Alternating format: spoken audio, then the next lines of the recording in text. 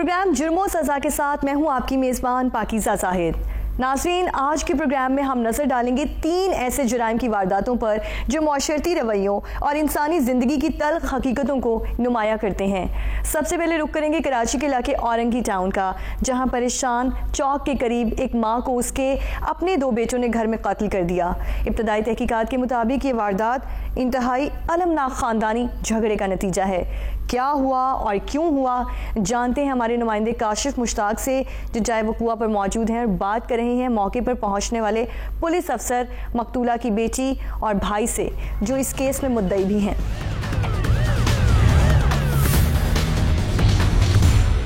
अच्छा जी, इस वक्त हम औरंगी टाउन मोमिनाबाद के उस घर के अंदर मौजूद हैं जहां ये वारदात रिपोर्ट हुई। ये घर आप देख सकते हैं, मेरे कैमरामैन अदनान हैदर अगर आपको दिखाएं तो छोटा सा ये घर है और इस घर के अंदर जो है ये तमाम तर वारदात रिपोर्ट हुई। बताया जा रहा है कि इब्तदाई तौर पर जायदाद का भी तनाज़ा था, जबकि गैरत के नाम पर भी जो है ये कत्ल किया गया है, लेकिन पुलिस की जानिब से इस वाक़े की मुकम्मल तफसीलात जो है वो हासिल की जा रही हैं। इस वक्त हमारे साथ SHO मोमिनाबाद मौजूद हैं, उनसे तफसीलात जानते हैं। क्या कहेंगे, आपकी इन्वेस्टिगेशन अब तक कहाँ तक पहुँची? बिस्मिल्लाहिर्रहमानिर्रहीम।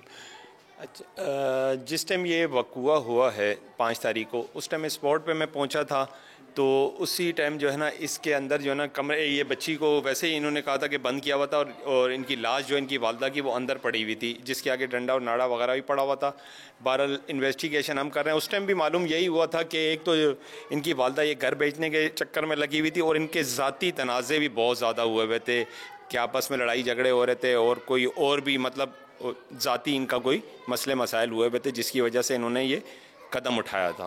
ठीक हो गया। अच्छा, स्पॉट के हवाले से हमें ज़रा सा बताइएगा, इस कमरे के अंदर इब्तदाई तौर पर ये लोग आए थे? बिल्कुल, मैं इस टाइम पहुंचा था तो ये अंदर जो है ना ये इनकी वालदा की लाश पड़ी हुई थी और साथ ही एक डंडा छोटा सा पकड़ा था जिसको तशद्दुद किया होगा इन्होंने, और एक नाड़ा पड़ा हुआ था जिससे इन्होंने इसका गला दबाया था। इसको जो है इन्होंने कमरे में बंद कर दिया था और ये छोटे 2 भाई थे जिनको इन्होंने चीज़ लेने के लिए भेज दिया था। आप बताओगी उस टाइम आपको कोई शोर की आवाज़ आई थी, कैसे पता चला? क्या ये एक भी आवाज़ नहीं आई थी। इन लोग को भेजा था बाहर, मेरे को बोला कि कपड़े उठा के कमरे में ले जाओ। जब मैं अंदर गई, इन लोग ने गेट बंद किया, अम्मी को मारा। फिर जब इनको अंदर लाया तो इन लोग ने चीख मारी कि अम्मी तो मर गई। जब मैंने गेट में लात मारे कि गेट खोलो, जब गेट खोला तो मैंने देखा कि तुम लोगों ने मारा है। मेरे को मार के चले गए, अगर किसी को बताया तो तुम्हें भी मार देंगे। फिर दोनों यहाँ से भाग गए? दोनों भाग गए। इसके अलावा कोई और भी घर में आया था उस टाइम पर? मैंने किसी को नहीं देखा था। और इनका झगड़ा क्या हुआ था? आपने पहले आवाज़ें सुनी थी कोई? नहीं, आवाज़ नहीं सुनी थी एक भी। और झगड़ा एक दफ़ा हुआ था, वो भी मेरे दोनों भाइयों का हुआ था। अम्मी उठ के अंदर चली गई तो ये लोग आए अंदर, एक अम्मी से बात कर रहा था, दूसरा आके उसी से। अम्मी से झगड़ा होता क्यों था इनका अक्सर, कोई पता है? नहीं होता था, आपस में झगड़ा होता था। जब एक अम्मी के पास चला जाता था तो दूसरा अंदर आके फिर से लड़ाई कर लेती। फिर जब बोला कि अम्मी आपने ये घर भेजे, अम्मी ने बोला कि हाँ भेजे। ये इन मुलजमान तक हम पहुँचे कैसे? अभी तक एक मुलजिम जो है वो गिरफ़्तार कर लिया, जो इसका दूसरा भाई है उस तक अब तक नहीं पहुँचे हैं। कैसे पता चला कि ये लोग ही मुलविस, क्योंकि ये तो मौके से फ़रार हो गए थे? असल में बात यह है कि इनके भी शवाहिद ऐसे ही थे, ये जैसे इनकी छोटी बहन है, क्योंकि इनके अलावा कोई घर पे था नहीं। ये 2 ही भाई थे जिन्होंने इसको भी चीज़ लेने और इसको जो है ना अंदर कमरे में बंद कर दिया था कि किसी बहाने से बोला कि भाई आप ये कपड़े लेके जाओ अंदर, इसको बंद कर दिया। उसके बाद जो है 5 मिनट के, मेरे ख्याल से 5 मिनट का टाइम, 15 मिनट का वक़ुआ था। इसने ज़बरदस्ती फिर खोला तो ये दोनों भाई मौजूद थे। इन दोनों भाइयों ने कहा बस चुप हो जाओ, शोर नहीं मचाना। इसने देखा कि इसकी वालदा की लाश पड़ी हुई है, मतलब उसको गला दबा के इन्होंने मार दिया था। तो इसने फिर शोर मचाना शुरू कर दिया कि ये क्यों किया, क्या है क्या नहीं है। उससे ये ज़ाहिर होता है क्योंकि तीसरा आदमी कोई था नहीं। तीसरा आदमी होता है इनका कोई भी रिश्तेदार या कोई भी मामू वगैरह होता तो वो समझते कि वो भी इन्वॉल्व है। ये 2 ही थे, इन्होंने कहा चुप कर जाओ बस, ये ऐसे ऐसे इसको बाकायदा बोला। फिर उसके बाद ये लोग यहाँ से भाग गए। 302 कत्ल का मुकदमा हमने दर्ज किया है। अमूमन इसकी सज़ा कितनी बनती है? इसकी उम्र कैद भी बन जाती है, 25 साल भी बन जाती है। जो उम्र कैद है सबसे पहले तो वही होगी इंशाल्लाह, क्योंकि वो इकरार भी कर रहे हैं कि हमने ये किया है। एक तो होता है ना, वो मुल्ज़िम बोलता है कि मैंने ये काम नहीं किया या कोई ऐसी बात है। इंशाल्लाह इसको जो है ना सख्त से सख्त सज़ा दिलवाएंगे, क्योंकि माँ एक ऐसी चीज़ है कि हर किसी के साथ बंदा कर सकता है, लेकिन माँ के साथ एक इंसान इस तरह नहीं कर सकता जिस तरह इन्होंने अपनी माँ के साथ किया कि तकिया मुंह पे रख दिया, नाड़े से उसका गला दबा के उन्होंने मार दिए। बेशुमार हमने केसेस ऐसे देखे हैं कि जिसमें सेक्शन स्ट्रॉन्ग लगाई जाती हैं, लेकिन उसके बावजूद मुलजमान गिरफ़्तार होते हैं, दोबारा रिहा हो जाते हैं। आप समझते हैं, आप भी बहुत ज़्यादा जगह पर तफ्तीश में भी रहे हैं, आपने इन्वेस्टिगेशन भी बहुत ज़्यादा की हैं, लगता है आपको कि तफ्तीश कमज़ोर है हमारी, जिसकी वजह से मुलजमान वापस बाहर आ जाते हैं?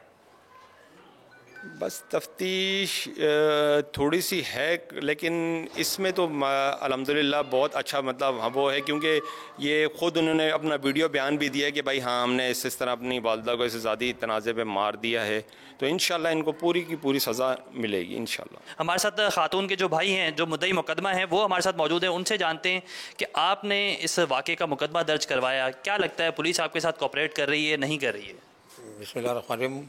मेरे साथ मोमिनाबाद SHO साहब, उनको मैंने फ़ोन किया, फ़ोन के फ़ौरन 10 मिनट के अंदर अंदर मेरे पास पहुँचे। अच्छा, जब मुलजिम को इब्तदाई तौर पर शामिल तफ्तीश किया गया तो उसने आपका भी नाम लिया कि आप भी इस वारदात के अंदर शामिल हैं, लेकिन पुलिस ने आपको क्लियर कर दिया। इस पर क्या मामला सामने आया? इसमें तो मैं तो खुद घर पे सो रहा था, मेरे पास ये छोटा बच्चा आया घर पे, मैं नहीं जाकर मैं सो रहा था, तो इसने मेरे लड़के को बोला, मेरा लड़का ये नीचे गाड़ियाँ खड़ी, हम लोग गाड़ी में काम करते हैं, तो गाड़ी के नीचे काम कर रहा था, तो इसने बोला कि ऐसा सा मसला हो। लड़का मेरा भागा भागा इधर आया, उसने जब इधर पोजीशन देखा तो मेरे को फ़ोन किया, मैं तो सो रहा था, मैंने फ़ोन नहीं उठाया, मेरे पीछे भागा है, मेरे को नींद से जगाया, बोला अबू उठो, ऐसा सा मसला हो गया। और मैंने भी चप्पल पहने, मैं भी भागा, जब मैंने देखा कि यार मेरी बहन की लाश पड़ी हुई है और ये मुलजिम भागे और ये बच्चे रो रहे थे, और इनसे मैंने पूछा कि क्या मसला, बोला इस तरीके से हमारे भाइयों ने इसको मारा और ये बच्चों को ऐसे बाहर भेजा, और भागते हुए फिर उन्होंने पीछे से इनके पीछे दरवाज़ा बन गया है, दरवाज़ा बन के फिर ये बच्चा ऊपर दीवार पर लांग गए, इसने दरवाज़ा खोला। ये मेरे बहन की ये जायदाद थी कितनी जिसको बार बार फ़रोख्त किया जा रहा था? बताया जा रहा है कि कोई 10 साढ़े 10 लाख रुपए पहले इब्तदाई तौर पर वो मिले थे, उसका भी कोई तनाज़ा चल रहा था, क्या मामला है क्या ये? इस घर के साथ ही ये घर है, ये घर इन्होंने बराबर वाला घर है, ये इन्होंने ये 10 लाख रुपए का बेचा था, जिसमें से 4.5 लाख रुपए इनको मिले, 5.5 लाख रुपए बकाया हैं। तो ये इसलिए भेज रहे थे कि ये दोनों, ये मुख्तियार जिसने कत्ल किया गया और एक इसका भाई सऊदीया में बैठा हुआ है, इन दोनों को सऊदी अरब भेजने के लिए इसने कर्जा लिया हुआ था, तो वो कर्जा देना था, और ये दोनों भाई पैसे नहीं दे रहे थे, तो इसलिए पैसे नहीं दे रहे थे, जगह बेच के तो उनको कर्जा दिया, उनका अभी भी मेरे ख्याल 60,000 रुपये बकाया है इनकी तरफ।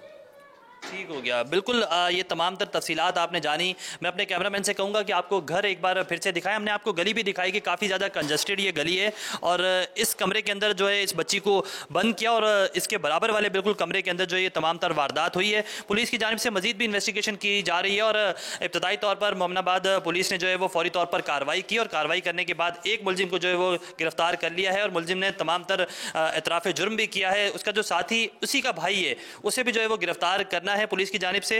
लर्जा खेज ये वारदात रिपोर्ट हुई है, और इस तरह की वारदात दिखाने का मकसद भी यही होता है कि जो शहरी हैं या फिर कोई भी लोग हैं वो इस चीज़ से सबक भी सीखें। जबकि इस तरह की वारदात के हवाले से पुलिस की जानिब से कहा जा रहा है कि बड़ा स्ट्रॉन्ग मुकदमा दर्ज किया गया है, और इन्वेस्टिगेशन को भी मजीद बेहतर किया गया है ताकि मुलजमान को करार वाक़ई सज़ा हो सके। नाज़रीन, कराची में गले में फंदा लगाकर कत्ल की जाने वाली खातून इज़्ज़त परी के कत्ल के इल्ज़ाम में इनके 2 बेटों मुख्तार और खलील मुलव्वस पाए गए हैं। एक बेटे को गिरफ्तार कर लिया गया है, जबकि दूसरा अभी भी फरार है। काशिफ मुश्ताक इस वक्त मौजूद हैं अपनी ही मां को कत्ल करने वाले सफ़ाक मुलजिम के साथ। उसने क्या कहा, आइए आपको दिखाते हैं। जी बिल्कुल, औरंगी टाउन फ़कीर कॉलोनी की हम बात कर रहे हैं, और इसमें हम आपको बताएं कि एक मुलजिम को भी पुलिस ने गिरफ़्तार कर लिया है। ये वारदात कैसे हुई? इस वारदात के अंदर जो है वो मां को अपने ही बेटे ने जो है वो कत्ल किया है, और सिर्फ एक बेटा नहीं बल्कि वारदात के अंदर 2 बेटे मुलविस थे। एक बेटे को जो है वो पुलिस ने गिरफ़्तार कर लिया है। इस हवाले से भी जानेंगे कि आया ये वारदात कैसे रिपोर्ट हुई, क्यों, वजह क्या बनी, इस तमाम तर मामले की ये भी जानेंगे। क्या नाम है तुम्हारा? मुख्तियार। मुख्तियार, क्या हुआ था उस दिन, क्या किया तुमने? उस दिन ये हुआ था कि वालदा को झगड़ा हुआ था घर पे हमारा, और यही जगह का मसला था। हमने उसको बोला कि जगह ना बेचो, और वो जगह बेच दिया। फिर दोबारा जो दूसरा जगह था उसको भी बेचने के चक्कर में लगी हुई थी, सौदा इनका हो गया था, और गाड़ी के पीछे भी 2-3 दफ़ा उधर आ चुकी थी। तो हमने इसको बताया भी था, लेकिन ये नहीं मान रही थी। और पहले से भी वालिद का टाइम जो अब्बा इंतकाल नहीं कर गया था, उस टाइम से भी अब्बा के साथ लड़ाई झगड़े, ना बैठना सीधा रवैया इसका नहीं था हम लोगों के साथ, तो इस वजह से ये वाक़या हो गया। किया क्या उस दिन, हुआ क्या? फिर झगड़ा हुआ था उस रोज़ भी, फिर कैसे कत्ल कैसे किया? झगड़ा भी हुआ था उस दिन, और फिर जो है मेरे छोटे भाई का जो खलील नाम है उसका, फिर उसने दोनों भाइयों को बाहर निकाला और बहन को कुंडी लगाई, फिर ये कत्ल हो गया। बहन भी छोटी है आपसे? बहन छोटी एक है, खलील से छोटी है। फिर दोनों भाइयों ने मिलके क्या किया? अब दोनों भाइयों ने मिलके कत्ल कर दिया उसको। कैसे? दुपट्टा डाला था गले में। फिर उसके बाद क्या हुआ? उसके बाद फिर हम वहाँ से चले गए, भाग गए वहाँ से। आप बताइएगा, जब ये वारदात हुई उसके बाद आप लोगों को कब इत्ला मिली इस वारदात की और फिर कैसे पुलिस वहाँ पहुँची? अस्सलाम वालेकुम सर, ये फ़कीर कॉलोनी मुसलमाबाद, ये औरंगी टाउन का वाक़या है। हमें बज़रिया फ़ोन इत्ला मिल रही है कि भाई बेटों ने अपनी माँ के साथ तशद्दुद करके उसको यानी कि मार दिया। मैं जैसे ही मौके पे पहुंचा और मैंने जब देखा कि इज़्ज़त परी कोई 40 साला ख़ातून है जिसके ऊपर तशद्दुद हुआ है, मालूम करने पर उसकी जो छोटी बेटी वहाँ पे मौजूद थी बुशरा, उसने बताया कि मेरे 2 भाई हैं, एक का नाम मुख्तियार है और दूसरे का नाम खलील है। बोला इन्होंने माँ के साथ तशद्दुद किया है। जो छोटी बेटी वहाँ मौजूद थी उसकी क्या उम्र थी? उसकी उम्र थी सर जी 14 साल। उसने बताया कि मेरी 14 साल उम्र थी और मेरे को मेरे भाई ने खलील ने बोला कि एक कपड़े ले आओ कमरे से। वो जैसे कमरे में अंदर गई है कपड़े लेने के लिए, पीछे से इसने मुख्तियार में कुंडी मार दी है। और छोटे भाई थे इनके 2 छोटे, एक 11 साला और एक 13 साला। उनको इन्होंने पैसे दिए कि भाई आप चीज़ लेने चले जाओ और जब तक हम बुलाए नहीं आना नहीं। फिर इन्होंने अपनी माँ के साथ मारपीट तशद्दुद शुरू कर दिया और मोबाइल के फ़ोन से इन्होंने गाने वगैरह लगा दिए ताकि शोर शराबा नहीं हो। तो फिर जैसे ही हमें इतला मिली हम मौके पे पहुँचे और जो कार्रवाई थी पुलिस की वो कार्रवाई मुकम्मल की। डेड बॉडी अपने क्राइम सीन को भी बुलाया और फिर हम लोगों ने उनका मुख्तार और इसका खलील का पूछा जो घर से भाग गए थे। फिर इनकी तलाश में हम लोग तलाश शुरू कर दी और इनके ख़िलाफ़ फिर जो है इनका जो मामू है जमील, उनकी मदीयत में 302 की FIR काट दी। जो इसका दूसरा भाई है वो अब तक गिरफ़्तार नहीं हुआ है, क्या वो भी फ़रार है? उसको कैसे गिरफ़्तार किया जाएगा? इंशाल्लाह ताला वो भी जल्द गिरफ़्तार हो जाएगा और पुलिस अपनी कोशिश कर रही है, दिन रात मेहनत कर रही है कि इंशाल्लाह ताला वो भी रात तक या इंशाल्लाह ताला वो भी पुलिस के गिरफ्त में आ जाएगा। तुम बताना कि ये कितने जायदाद थी जिसको फ़रोख्त किया था, तुम्हें कोई पैसे मिले थे, क्यों, आखिर क्या वजह क्या बनी कि माँ को आपने कत्ल कर दिया? पैसे हमें नहीं मिले थे, ये पैसे बताती ही नहीं थी। जब पूछते थे पैसे कहाँ दे दिए, ये एक ही बात था इसका कि कर्जा है और कर्जा है। ये कर्जा भाई ने बताया था कि कोई कर्जा नहीं है अब्बा के ऊपर, ये झूठ बोल रही है। हाँ, और पैसे बताती नहीं थी कि कहाँ गए। तो अभी जो लास्ट इसने घर फ़रोख्त किया था उसमें से कोई पैसे मिले थे? कितने का वो घर बेचा था? वो इसने 10.5 लाख का बेचे। उसमें से तुम्हें कितने पैसे मिले थे? मेरे को नहीं मिले थे, मेरी वालदा को मिले थे 4.5 लाख रुपए और इसने पता नहीं कहाँ कर दिए। ये हमें ये आइडिया कब दिमाग में आया कि कत्ल कर देना चाहिए और वो भी अपनी माँ को इस तरह कत्ल कर देना चाहिए? कब आपको लगा कि ये मामला तमाम तर करना चाहिए और उसके बाद ऐसे फ़रार भी हो जाना चाहिए मौके से? ये तो बस सर उस टाइम जब लड़ाई हुई और इसने ये बात कही कि मैं तुम्हारे बाप, इसने अपने मुंह से बोला था कि मैं तुम्हें भी मार दूंगी। तो फिर हमने सोचा 10-15 दिन सोचा, हमने बोले ऐसा कुछ नहीं है, लेकिन हम सोते नहीं थे। मैं खलील भाई सो जाता था, मैं इतना ज़्यादा नहीं सोता था रात को कि ऐसा नहीं कोई हुई हमारे को भी मार दे कोई चीज़, बस डर की वजह से इसको मारे। क्या सिर्फ ये रकम की लेन देन का या जायदाद का मसला था या इसके अलावा कोई और भी मसला था? इसके अलावा ये मसला था कि लोग आते थे, लोग ताने देते थे कि तुम्हारे घर में फलाना आ रहा है, फलाना जा रहा है। हम सुबह 6 बजे निकलते थे घर से, वो वहाँ जाते थे सरजानी टोल में हम काम करते हैं। वो शाम को 10 बजे 11 बजे जब आते थे लोग बताते थे हमें। अफसोस है सारी चीज़ का, अब सज़ा होगी। माँ को कत्ल कर दिया है, क्या तुम इस काबिल थे कि तुम इस तरह कत्ल कर देते? अफसोस तो बहुत है, लेकिन सोचा भी कभी नहीं था ऐसे। हाँ, अब क्या होगा? तुम्हारे बहन भाई तुमसे छोटे भी हैं, उनकी कैसे कफालत होगी, कैसे वो बड़े होंगे, क्या उनका फ्यूचर है? सोचा है ऐसा? नहीं सोचा। इस वारदात के बाद पुलिस ने तहकीकात का दायरा वसी कर दिया है ताकि हकीकत तक पहुंचा जा सके। मुल्जिमान को इंसाफ के कटहरे में लाने की कोशिशें भी जारी हैं। एक ब्रेक लेते हैं और ब्रेक के बाद आपको बताएंगे कि इस्लामाबाद में एक FBI अफसर ने अपने ही दोस्त की जान क्यों ले ली।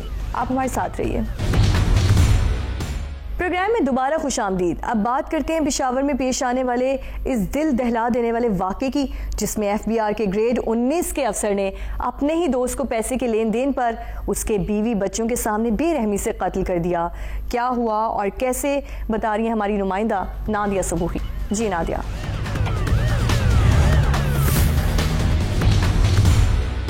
अब बात करेंगे जाए वकुआ की, जहां पर एक दोस्त ने दूसरे दोस्त की सिर्फ पैसे के लेन देन या खातून के शक में ना सिर्फ उसकी जान ली बल्कि एक लर्ज़ाखेज़ कत्ल की ऐसी वारदात कर डाली जिससे लोग भी शिरदर रह गए। अगर मेरे कैमरामैन तारिक अली दिखा सके तो पेशावर के यूनिवर्सिटी रोड पर, जहाँ पर गाड़ियों का बहुत ज़्यादा रश रहता है, लोगों की बहुत ज़्यादा चहल पहल होती है, वाक़े के रोज़ भी बहुत ज़्यादा रश था।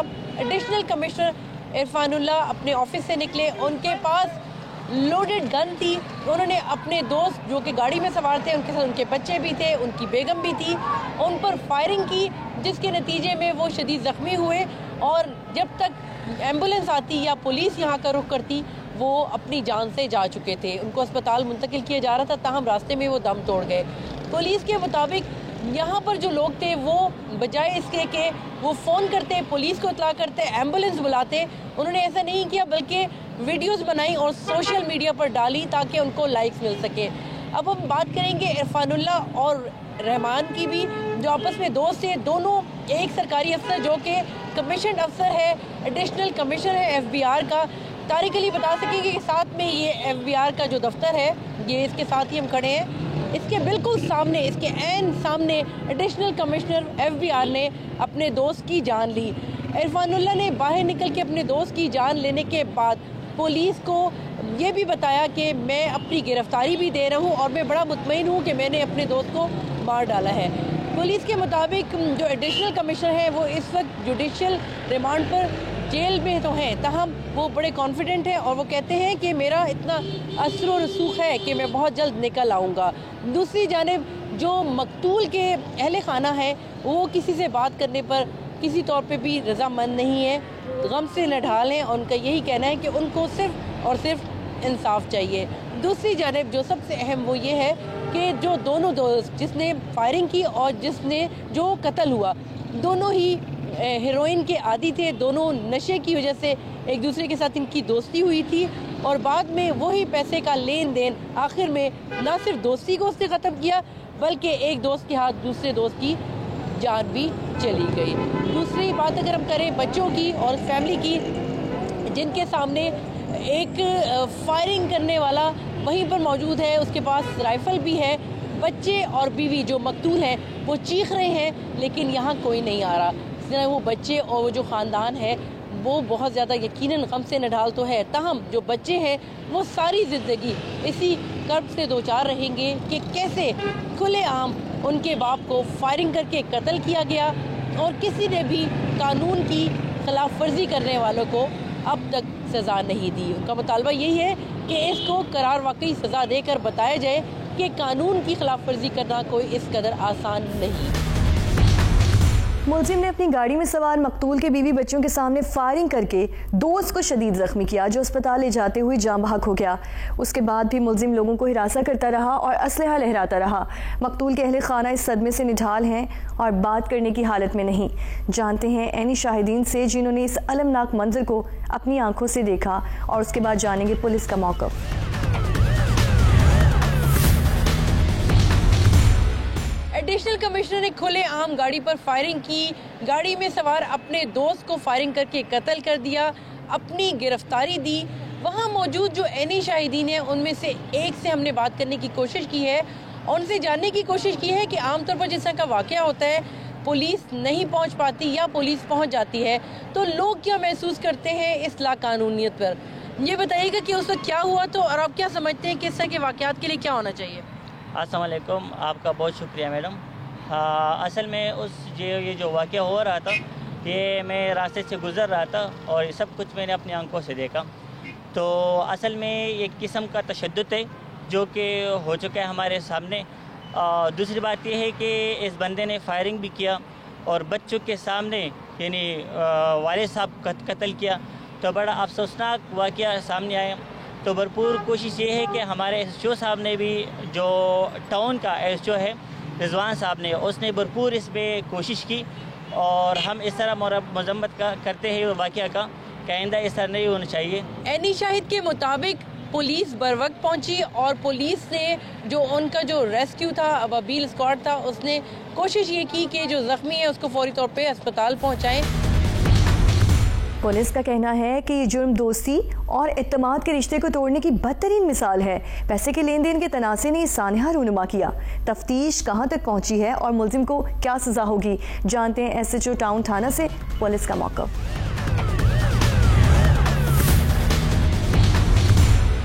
हम आए थाना टाउन के SHO के पास, उनसे मालूम करते हैं कि एडिशनल कमिश्नर ने एक शहरी को पेशावर के मशहूर यूनिवर्सिटी रोड पर कैसे कत्ल किया, पुलिस को कैसे इत्तला मिली और फिर पुलिस ने क्या कार्रवाई की। हम चलते हैं SHO साहब के पास, उनसे मालूम करते हैं। सर, ये बताइएगा कि असल में वाक़या क्या हुआ और आपको कैसे इत्तला मिली, ज़रा तफसील बताइएगा। ये 21 नवंबर की बात है। टाइमिंग थी 1:10 पे जब हमें इत्तला मिली कि इस तरह यूनिवर्सिटी रोड पे कस्टम हाउस के सामने एक बंदे ने किसी को मारा है। तो जैसे ही हमें इत्तला मिली तो हम फ़ौरन मौके पे पहुंचे। अबाबील भी थी मेरे पास। जैसे ही हम मौके पे पहुंचे तो एडिशनल कमिश्नर इरफानुल्लाह तो ये मौके पे खड़े थे, जिसने एक शेरी को, जो अफ़गानी है जिसका नाम अब्दुर्रहमान है, उसको फायरिंग करके मारा था। तो जब हमने देखा तो एक विट्स गाड़ी में इसको मारा था। तो इसके साथ फैमिली भी थी, इसकी बीवी और बच्चे भी थे। तो मौके पे हमने इसको, इरफानुल्लाह जो एडिशनल कमिश्नर थे, उनको मौके पे गिरफ़्तार किया। इसके पास जो वेपन ऑफ ऑफेंस था, राइफ़ल थी, वो भी हमने मौके पे रिकवर की इससे। सर, जब आपने इसको गिरफ्तार किया तो इसने क्या बयान दिया? तो इनिशियल जब हमने इसको गिरफ़्तार किया, थाने को लेकर आए, तो जो इनिशियली हमने इसको इंटरोगेट किया तो अकॉर्डिंग टू हिम के मतलब इसके साथ इसके गाड़ी का लेन देन का तनाज़ा चला रहा था। सर, ये भी कह रहे हैं कि ये जो एडिशनल कमिश्नर था, ये कोई शक्की आदमी था और कुछ इस तरह का मामला था कि कोई खातून का मामला भी सुनने में आ रहा है कि बीच में था। नहीं, खातून का तो कोई ऐसा मामला नहीं था, लेकिन वो हीरोइन पी रहा था। तो ये जो अफगानी था, तो अकॉर्डिंग टू हिम के मतलब 6 साल पहले मेरी इसके साथ दोस्ती बनी थी, तो एक साथ वो मतलब हीरोइन पीते थे। अच्छा, ये दोनों नशे के आदी थे और नशे की ज़्यादा इनकी आपस की यारी थी, अगर कही जाए यारी थी। अच्छा सर, ये बताइएगा कि इस फैमिली में जो इनके मकतूल के जो साथ फैमिली थी, तो उन्होंने आपको इत्तला दी? इत्तला असल में दी किसने? इत्तला हमें थाने को इत्तला मिली 1122 से, किसी ने कॉल की थी, तो हमें इत्तला मिली। फ़ौरन हम मौके पे पहुंचे थे और ये जो कार्रवाई थी, तो मतलब मौके पे हमने इसको अरेस्ट भी किया। जो वेपन ऑफ ऑफेंस था वो भी हमने रिकवर किया और इसके साथ इसका बेटा भी था जिसका नाम मशाल था और इसको FIR में भी नॉमिनेट किया है। तो ये जो एडिशनल कमिश्नर थे इरफानुल्लाह और इसका बेटा मशाल, ये दोनों FIR में नॉमिनेट है। सर, ये बताइएगा कि जो एडिशनल कमिश्नर है, उन्होंने मौके पे जो बयान दिया उस पर आप किस नतीजे पर पहुँचे? आपको क्या लग रहा है, क्या आया लेन देन का मामला था, औरत का मामला था, कोई शक की वजह से ऐसा हुआ क्या? बिल्कुल, जो हमें लग रहा था कि बिल्कुल ये कह रहे कि मतलब मैंने इसको 6-7 लाख रुपए दिए थे, जो इरफानुल्लाह कह रहा था, तो बिल्कुल गाड़ी का और ये पैसों का लेन देन था इनका आपस में। बिल्कुल एडिशनल कमिश्नर है, एक पढ़ा लिखा इंसान है, जो कि अफसर भी है, बड़े ग्रेड में भी है, कानून भी जानता है, उसके बावजूद भी उसने कानून की इस तरह पामाली की। तो ऐसा होता है आमतौर पे वाक़यात में कि ये अनोखा वाक़या है? बिल्कुल, ये बड़ा अनोखा वाक़या है, लेकिन इंशाल्लाह हमने बड़ा मजबूत केस बनाए हैं। तो अगर इसने कानून की वायलेशन की है तो इंशाल्लाह उसकी पूरी इसको सज़ा मिलेगी। जी बताइएगा कि अभी वो कहाँ पर, इरफानुल्लाह जो है एडिशनल कमिश्नर, वो कहाँ पर है? अभी तो जेल पे जो है, मतलब he has been sent to judicial remand, तो अभी वो फ़िलहाल जेल में है। अभी एक ब्रेक लेते हैं और ब्रेक के बाद बात करेंगे पंजाब यूनिवर्सिटी लाहौर में पेश आने वाले एक लर्ज़ाखेज़ कातिल के वाक़े की। जुर्म की इस कहानी में भी दोस्त ही दोस्त की जान ले बैठे। आप हमारे साथ रहिए। वेलकम बैक टू जुर्म सज़ा। लाहौर की पंजाब यूनिवर्सिटी में एक तालिब इल्म को इंतहाई बेदर्दी से उसके दोस्तों ने कत्ल कर दिया और लाश को अस्पताल में छोड़कर फरार हो गए। इस वाक़े ने यूनिवर्सिटी के माहौल और तालिब इल्मों की ज़िंदगियों पर गहरे सवालात उठा दिए हैं। हमारे नुमाइंदे अहमद फराज इस केस की तमाम तर तफसीलात लेकर मौजूद हैं। हम इस वक्त यूनिवर्सिटी के अंदर ही मौजूद हैं और ये वो जगह है, ये वो रोड है जहाँ पर तालिब इल्म को कत्ल किया गया।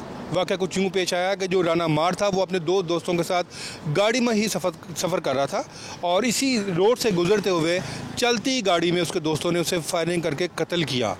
और उसके बाद फिर शोर ये मचा दिया गया कि इस नौजवान को, इस तालिब इल्म को यहीं पर वाक़ एक ढाबा है कि वहाँ पर कत्ल किया गया। लेकिन ऐनी शाहिदीन और जो मौजूद वहाँ पर जो लोग थे उनका ये कहना था कि यहाँ पर ऐसा कोई वाक़या पेश नहीं आया।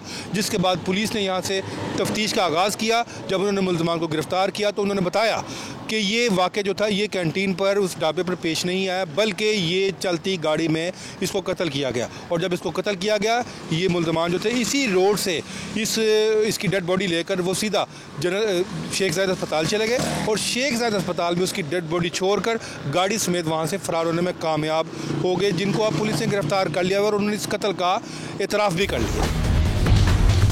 नाज़रीन, पुलिस ने तेजी से कार्रवाई करते हुए 24 घंटों के अंदर दोनों मुल्ज़िमान को गिरफ्तार कर लिया। मकतूल के साथ क्या हुआ और इन दोस्तों ने ऐसा क्यों किया, पुलिस की तफ्तीश में क्या नया एंगल निकलकर सामने आया है, ये आपको दिखाते हैं।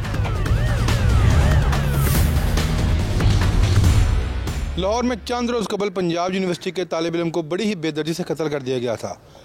इस तालिब इल्म के कत्ल में मुलव्विस दो मुल्ज़मान को पुलिस ने 24 घंटे के अंदर गिरफ़्तार कर लिया।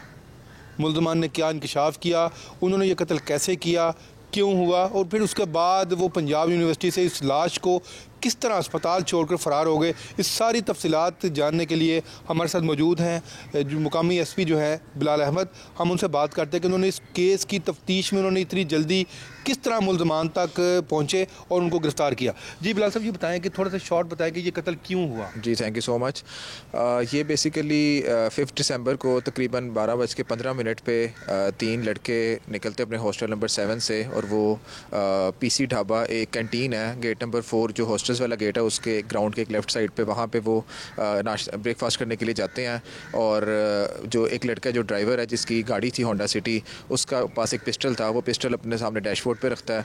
और पीछे वाला जो उनका फ्रेंड था जो कि बॉटनी का स्टूडेंट है 3rd सेमेस्टर का, उसने मतलब हंसी मजाक में कहा कि यार मुझे ये वेपन दिखाइएगा, पिस्टल दिखाएं।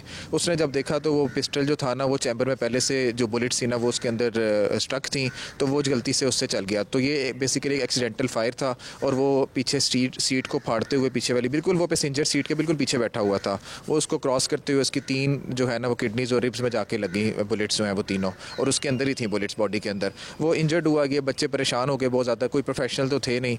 और उसके बाद वो फिर उन्होंने 1-2 सीनियर्स की कंसल्टेशन करके उसके बाद पहले जिनाह हॉस्पिटल लेके जा रहे थे, फिर वो शेख ज़ायद लेके 5-7 मिनट उधर भी वेस्ट हो गए।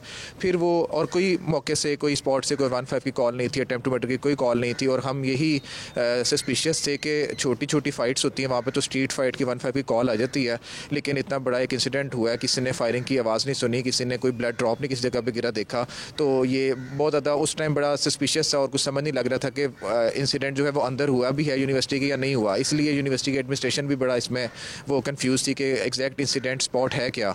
एनी हाउ वो जब शेख ज़ायद हॉस्पिटल में लेके इमरजेंसी वार्ड में, तो वहाँ पे हमारा कैजुअलिटी इंचार्ज होता है, उसने फिर हमें रिपोर्ट किया कि यहाँ पे एक फायर आर्म इंजरी वाली एक बंदा आया है जिसको इस तरह बुलेट्स लगी हुई हैं। उसका उन्होंने ऑब्वियसली ऑपरेशन स्टार्ट किया।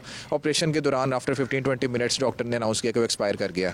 उसके बाद फिर जो है वो थोड़ा सा एक इशू क्रिएट हो गया, स्टूडेंट्स कुछ इकट्ठे हो गए, उन्होंने जाके कैंपस ब्रिज को ब्लॉक कर दिया, वो हमारी कॉन्सनट्रेशन उधर डाइवर्ट हो गई। फिर एक टीम लगाई हुई थी, उन्होंने सारा पोस्टमार्टम करवाया, डेड हाउस में शिफ्ट किया बॉडी को। और फिर जब हम रोड ब्लॉकिंग से सारा वो क्लियर करवा के फ्री हुए तो फिर हमने इन्वेस्टिगेशन स्टार्ट की। इसमें अच्छा काम मेरे कुछ स्टाफ ने किया, मेरे SHO ने और एक सब इंस्पेक्टर ज़मीर है, कि जो बॉडी को लेके आए थे ना गाड़ी पे, वो स्टूडेंट था, जेंडर स्टडीज़ का, दिलावर उसका नाम था, गाड़ी भी उसी की थी, उसको हमने ज़रा डिटेन किया हुआ था और गाड़ी जो थी उसने किसी काम के लिए भेज दी थी। तो वो इनिशियली तो यही लगा कि पता नहीं, वो सस्पिशियस है कि गाड़ी क्यों उसने वापस भेज दी, लेकिन उस टाइम पता नहीं था कि एक्सपायर हो जाएगा, उस टाइम तो ऑपरेशन में बिजी थे।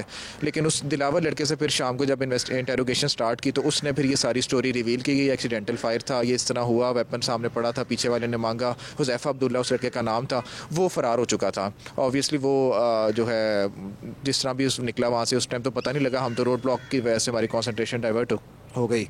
तो वो फिर जो है उसका पता किया, फॉर्म निकलवाया उसका यूनिवर्सिटी से, पता लगा कि हुज़ैफ़ा अब्दुल्ला बॉटनी का 3rd सेमेस्टर का स्टूडेंट है और ड्रॉप आउट भी है, 5th सेमेस्टर से वापस आया किसी पनिशमेंट की बेसिस पे। और फिर उसका पता लगा कि वो गुजरात में कड़ियाँ वाला एक विलेज है, उसमें बारू एक आगे फर्दर कोई जगह है, वो भिम्बर डिस्ट्रिक्ट के एडजेसेंट लगता है, उसके करीब करीब। वहाँ पर टीम भेजी तो फिर वेरी नेक्स्ट डे जुमे को, ये वाक़या अगर 2 बजे एक्सपायर हुआ वो स्टूडेंट, तो वेरी नेक्स्ट डे 4 बजे तकरीबन शाम को जुमे के बाद हमारे पास वो स्टूडेंट था, वहाँ से हमने अरेस्ट कर लिया था। और जो है वो गाड़ी हमने पहले शाम को रिकवर कर ली थी और गाड़ी पे आप देखें कि पीछे से सीट भी फटी हुई है और 3 बुलेट्स भी उसमें से निकली और ब्लड स्टेन्स जो है वो भी लगे हुए हैं सीट पे। अच्छा, क्राइम सीन जो था वो तो जेंडर स्टडीज़ का डिपार्टमेंट ही बनता है जिसके सामने ये वाक़या हुआ है, तो आप जेंडर स्टडीज़ के उससे डिपार्टमेंट के बाहर गए थे, क्या किसी ने कोई फायर की आवाज़ सुनी थी? जी, शुरू में तो ये रिपोर्ट हुआ ना कि ये पीसी ढाबे का नाम बताया गया, वही लड़का जो इंजर्ड बॉडी को लेके आ रहा था उसने पीसी ढाबे का नाम ले लिया। तो हम उधर चले गए, एक टीम उधर भेजी जाके इंक्वायर करने के लिए कि भाई यहाँ पे कोई इंसिडेंट हुआ है, कोई ब्लड ड्रॉप हमें नज़र आ जाए, कोई हमें कैमरास चेक कर लें, कैंटीन के कैमरा चेक कर लें, कैंटीन वालों से पूछ लें। उन्होंने कहा कोई फायरिंग की हमने आवाज़ नहीं सुनी, कोई यहाँ पे ऐसी लड़ाई झगड़ा नहीं हुआ, कोई ऐसे लड़के नहीं आए कि उन्होंने आके ये बैठे नाश्ता कर रहे थे। शुरू में ये भी थोड़ा सा एक पोर्ट्रे किया जा रहा था कि ये लड़के बैठे वहाँ पे ब्रेकफास्ट कर रहे थे, 2 लड़के आए 1 to 5 पे, उन्होंने फायर किया और चले गए, वो इस तरह का भी था। हालांकि ऐसी चीज़ कैंटीन वालों ने बिल्कुल रिपोर्ट नहीं की। अच्छा, जिस तरह आप बता रहे हैं कि जी एक्सीडेंटल फायर हुआ है, तो एक्सीडेंटल फायर में ज़ाहिर है उनकी वो कत्ल बिल रज़ा तो नहीं थे ना, हुआ तो ये कत्ल बिल खता है, फिर क्या इसका जो जुर्म है 302 क्या उसमें चेंजिंग हो सकती है, वो 304 में कन्वर्ट? जी, इनिशियली जो है वो चूंकि जो उसके लीगल एयर्स से राना मोहम्मद अमार जो कि डिसीज्ड है, जिसको जो मर्डर हुआ फर्दर, उसके पेरेंट्स को भी नहीं पता था कि एग्जैक्ट हुआ क्या है। वो भी मानिक एक गांव है रायवंड वैली साइड पे, वहाँ से उनको बुलाया गया, वो भी शाम को आए, जब सारा हम फ्री हुए उनको सारा हमने इतला दी, तो उनको भी नहीं पता था। उन्होंने जो है वो उस टाइम तक चीज़ें फाइनली नहीं हो रही थी कि इंसिडेंट हुआ किस जगह पे है और वाकई ये कत्ल है या एक्सीडेंटल फायर है। तो कत्ल के केस में ऑब्वियसली 302 लगता है और अगर कोई एक्सीडेंटल हो तो 322 का सेक्शन लगता है। तो वो उन्होंने जो एप्लीकेशन दी उसी हिसाब से फिर एफआईआर हुई। FIR is basically first information report और उन्हीं की एप्लीकेशन पे हमने एफआईआर की। अभी जब इंटेरोगेशंस में और फर्दर जो हमने दोनों एक्यूज प्राइमरी भी पकड़ लिया, तो फिर जब दोनों से सेपरेट स्टोरीज हमने पूछी तो यही कंफर्म हुआ कि ये एक्सीडेंटल है। कंफर्म भी किया उसके फ्रेंड से भी, उसके पेरेंट्स से भी जो डिसीज्ड है, कि इसकी कोई लड़ाई झगड़ा था, कोई रिलेशनशिप का मामला हो, कोई पैसों का लेन देन का मामला हो, तो ऐसी कोई चीज़ सामने नहीं आई। अच्छा, आला कत्ल बरामद हो गया है, तो क्या मुल्ज़मान का रिमांड ले लिया गया? मेरा ख्याल है जी, वो इन्वेस्टिगेशन को हम हैंड ओवर कर लेते हैं, वो आगे प्रोसेस स्टार्ट कर देते हैं। यानी कि तफ्तीश उनसे की जाए? जी, तफ्तीश होगी और उसके अंदर और भी कोई चीज़ें अगर सामने आएंगी, कोई यूनिवर्सिटी की तरफ से कोई सीसीटीवी फुटेजेस भी निकाली जाएंगी और वो उसमें और भी कोई चीज़ आ जाएगी, लेकिन ये कंफर्म है कि ये एक्सीडेंटल है। अच्छा, इन दोनों के अलावा कोई और मुलज़िम तो नहीं है? नहीं, ये 2 ही हैं, क्योंकि गाड़ी में 3 थे, गाड़ी में ही फायरिंग हुई है और जो ड्राइवर था दिलावर और उसके पीछे पैसेंजर सीट के पीछे बैठा था हुज़ैफ़ा अब्दुल्ला, वो दोनों पकड़े गए हैं और बस ये 3 ही थे। उसके बाद फिर उन्होंने अपने किसी कंसल्ट किया कि किस हॉस्पिटल लेके जाएँ, वो बाद में कोई आया। नाज़रीन, कत्ल के इस अंदोनाक वाक़े के बाद मकतूल के ख़ानदान और दोस्तों में गम गुस्से की लहर है। क्या ये वारदात हमारे तालीमी इदारों में मौजूद मनफी रुझानात की निशानदही करती है?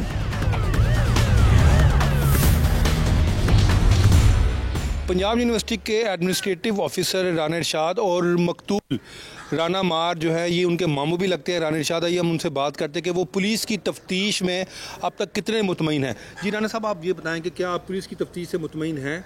जी सर, मैं अभी तक तो जो ना 100% मुतमईन हूँ, क्योंकि बहुत जल्द एक्शन लिया। एक तो फौरी तौर पे मुलज़िम पकड़ा गया, एक चंद घंटे बाद वो भी जो है ना अरेस्ट हो गया। आप मामू हैं मकतूल राना मार के, तो क्या आपको किसी ने कुछ बताया क्या उसकी कोई ये क्यों किस वजह से कत्ल किया? कोई दुश्मनी तो नहीं थी उन लड़कों के साथ उसकी? सर नहीं, ये हमारे बच्चे की ना कोई यूनियन से ना किसी से और कोई तल्लक नहीं था। होता ना स्टूडेंट्स की कोई पार्टीबाजी हो, कोई तंजीम से, ऐसा भी कोई तल्लक नहीं था। हमारी उधर गांव में भी कोई किसी से दुश्मनी, कोई इस तरह का कोई इशू नहीं है। अच्छा, एक तलबा तंजीम की जानिब से मुसलसल ये कहा जा रहा है कि ये उनका नुमाइंदा था, ये उनकी जमात में था, ऐसी कोई बात है? सर नहीं, मेरे नॉलेज में नहीं है, क्योंकि उसमें जमात से तल्लक जो है ना सच है कोई नहीं, किसी भी जमात से, किसी तंजीम से नहीं। वो तो ये कितने साल से पंजाब यूनिवर्सिटी का तालिब इल्म था वहाँ? ये सर इसको अब 3rd ईयर है, 6th सेमेस्टर में पढ़ता था। 6th सेमेस्टर में पढ़ता था। उस दिन जब ये वाक़या हुआ तो आपको कैसे पता चला, किसने बताया आपको किस तरह उसका मर्डर हो गया? सर मुझे मेरे बहनोई ने बनाया, इसके अमार के अबू ने, कि उसका एक्सीडेंट हो गया, तो अब वो शेख ज़ायद हॉस्पिटल में है। तो मैं इधर आया, तो इधर आके लड़कों ने मुझे बताया कि उसका मर्डर हुआ है, एक्सीडेंट नहीं हुआ। तो मैंने कहा किधर है, फिर उन्होंने बताया वो उधर चले गए हैं पोस्टमार्टम के लिए, फिर उधर चले गए, फिर इधर आए।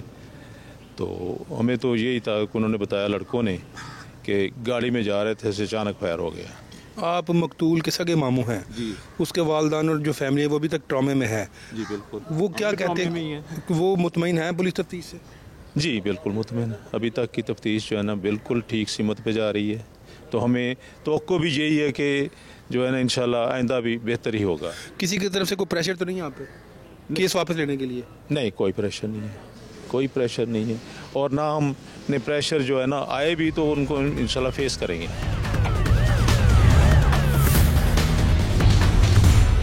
यूनिवर्सिटी के कुछ तालिब इल्म भी हमारे साथ मौजूद हैं और वो इस कत्ल के बारे में क्या कहते हैं और वो क्या राय देते हैं कि ऐसे जो वाक़यात हैं उनकी रोकथाम के लिए इंतज़ामिया को, पुलिस को क्या करना चाहिए यूनिवर्सिटी के अंदर।